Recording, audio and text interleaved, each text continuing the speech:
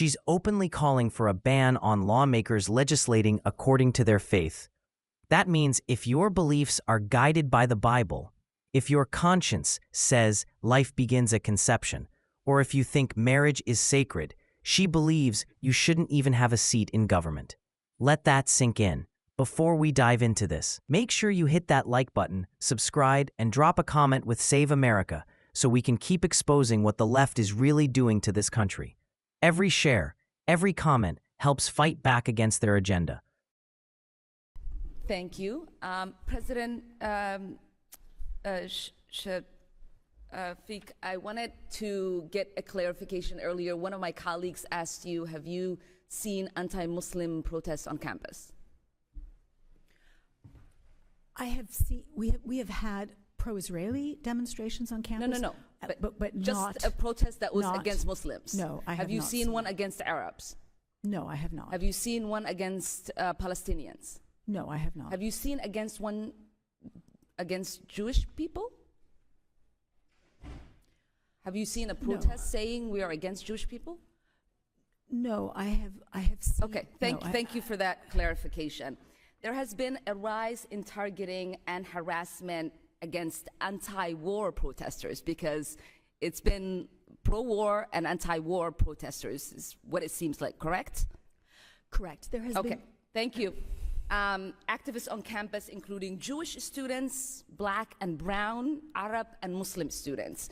How many of the organizations that were canceled in Colombia involved Jewish students? One of the organizations is called Jewish Voices for Peace. Yes, and encompassed of Jewish students? Yes. Okay, thank you. There was there's been a recent attack on the democratic rights of students across the country. I was appalled to learn that in April, Colombia suspended and evicted 6 students for their involvement in the pro-Palestinian panel event on campus. It happened that all 6 students were arbitrarily targeted after the university brought in a team of private and former police investigators. These investigators harassed, intimidated Palestinian students at their homes, demanding to see students' private text messages and sent threatening emails to the leaders of those pro-Palestinian groups. I would like to ask you to speak a little bit more to this situation and ask you if you guys have utilized private former police investigators before, or is this the first time? So this was a very serious case. We had students who on an online If you could call, shorten your answer, that would be really appreciated. of course, who invited people who were inciting violence, and that is unacceptable. And so we needed to get to the bottom of it, and so that's why we brought private investigators along with notifying how the secure FBI. were you these students that you evicted and suspended were involved? Did you do any investigation? Was there a hearing? They refused to cooperate with the investigation, and so until they do so, they are suspended. Okay, thank you. And then in January, there was an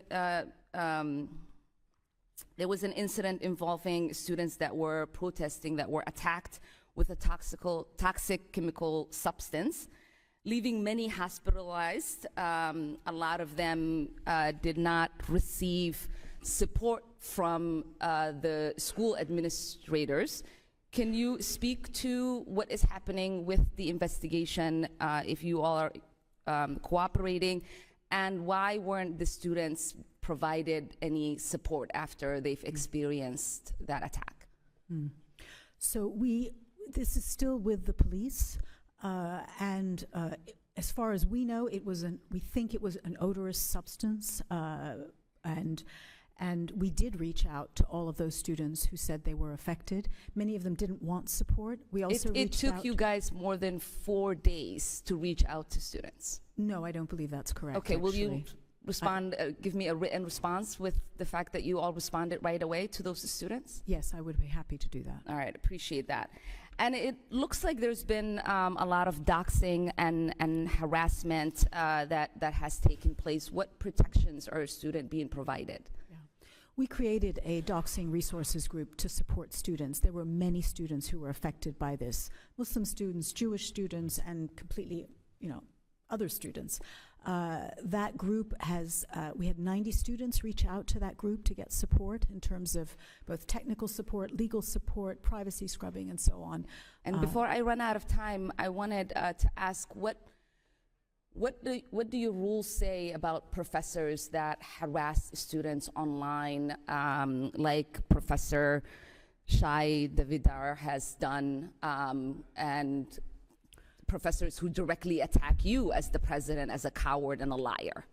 So, as president, I'm used to being attacked, but attacking our students is unacceptable. And in that case, we've had more than 50 complaints about that professor, and he is currently under investigation. Okay.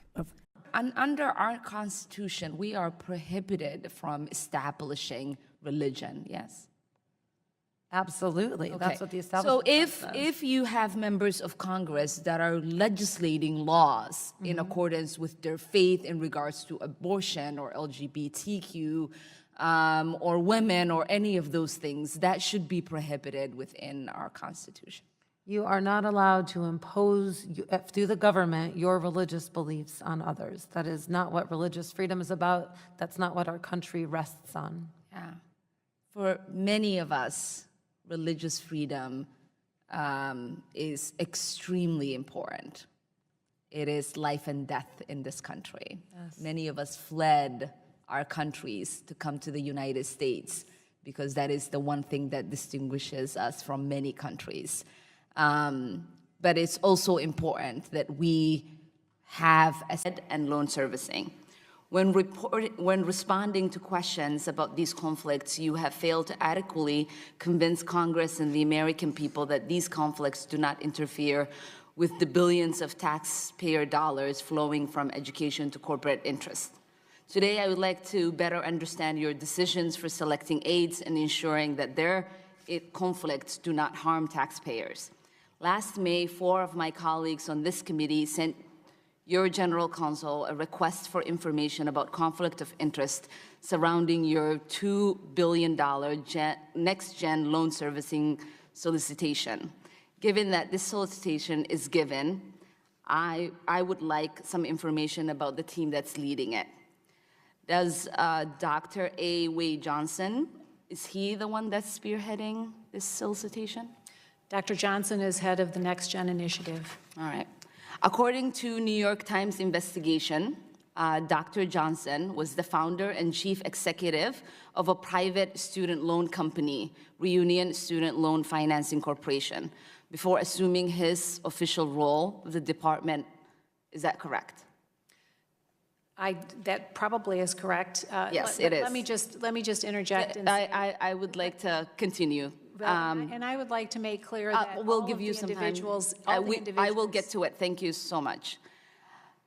Dr. Johnson was also the executive at the two financial services companies, First Data Corporation and TSYS. Additionally, Dr. Johnson was hired at least one other TSYS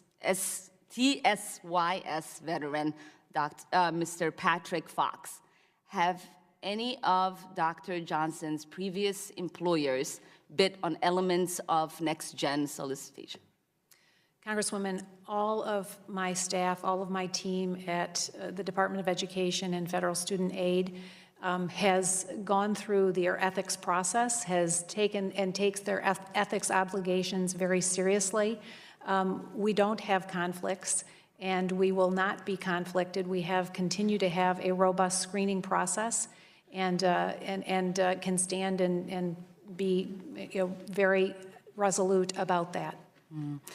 So given that there is about $2 billion per year in taxpayer dollars flowing through this program, will you commit to releasing communication between the procurement team and any of Dr. Johnson's former employees? So all of the procurement is walled off from the rest. That would just be yes or no. Would you be committed to releasing any communication between Dr. Johnson and his employees? Not to releasing internal communication, but the procurement.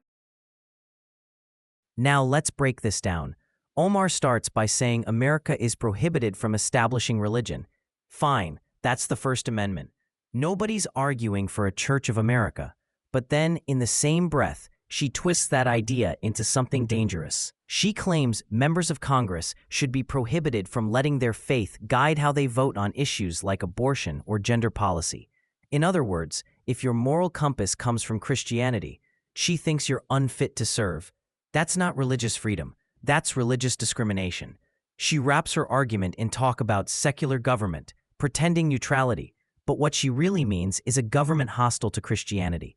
When she says secular, she means scrub all traces of faith from public life. She wants a country where you can worship in private but never act on your beliefs in public. That's not what America was built on. The Founding Fathers didn't risk everything for a system that silences moral conviction. They built one that protects it. And here's the real hypocrisy. Omar herself constantly references her own background and her faith when it suits her politically. She'll defend her right to wear a hijab in Congress, but she wants Christians punished for voting based on biblical values. She wants one standard for her and another for everyone else.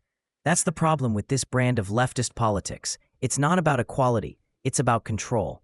Then she moves on to her questioning of the Columbia University president, and the pattern is the same. The entire hearing was supposed to be about rising anti-Semitism, Jewish students being threatened, harassed, told to go back to Poland. But instead of condemning that hate, Omar flips the script. She starts asking if there were anti-Muslim or anti-Arab protests on campus. The president, Dr. Shafiq, said clearly there were not. But Omar pushes anyway, trying to paint pro-Hamas agitators as victims. Let's be honest, these so-called anti-war protesters aren't chanting for peace. They're chanting, "From the river to the sea," a phrase calling for the eradication of Israel. They're shouting, "Globalize the Intifada," which means spreading violent uprising. That's not peace, that's extremism. And yet, Omar defends them like they're heroes. She gets outraged that Columbia suspended students who were inviting speakers that incited violence. She calls that oppression. No, what's oppressive is when Jewish students are too scared to walk across campus. She even tried to make a stink bomb sound like a chemical weapons attack. The president calmly explained it was an odorous substance under police investigation, but Omar dramatized it to distract from the real violence happening against Jewish students. It's a pattern with her. Minimize the left's aggression, exaggerate conservative actions, and always play the victim. What this really shows is how deep the rot has gone in Washington and on college campuses. The left doesn't just disagree with conservatives anymore. They want to disqualify them from public life. If your values are rooted in Christianity, you're labeled dangerous. If you support Israel, you're Islamophobic.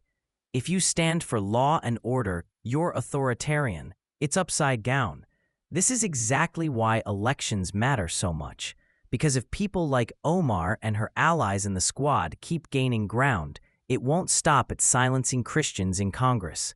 They'll go after churches, schools, businesses, anyone who refuses to bow to their ideology. That's why we need leaders like President Trump, who isn't afraid to say Merry Christmas, who fights for the right to pray in public, and who believes faith is not a threat to America, it's the foundation of it. So here's the bottom line. Ilhan Omar's comments aren't just wrong, they're dangerous. They reveal a growing movement that wants to erase faith from public life, rewrite the Constitution to suit their ideology, and punish anyone who dares to live out their beliefs. And as long as patriots are still standing, that will not happen.